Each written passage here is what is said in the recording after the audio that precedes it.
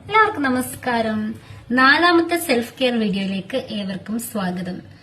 ഇന്നത്തെ എനിക്ക് self care ടിപ്പായിട്ട് പറയാനുള്ളത് ബി ദ ഒത്തന്റിക് യു എന്നുള്ളതാണ്.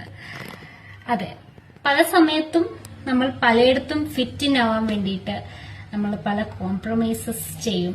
ആൻഡ് ഓൾസോ അതിന്റെ കൂട്ടത്തിൽ നമ്മൾ ചെയ്യുന്ന ഒരു കാര്യമാണ് പീപ്പിൾ പ്ലീസിങ്. അങ്ങനെയുള്ള കാര്യങ്ങൾ വഴി നമ്മൾ ഫിറ്റ് അല്ലാത്തൊരു സ്ഥലത്ത് ഫിറ്റ് ആവാനായിട്ട് ശ്രമിക്കാറുണ്ട്.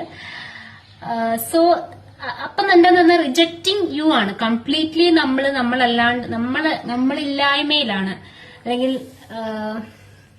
മനസ്സിലായല്ലോ.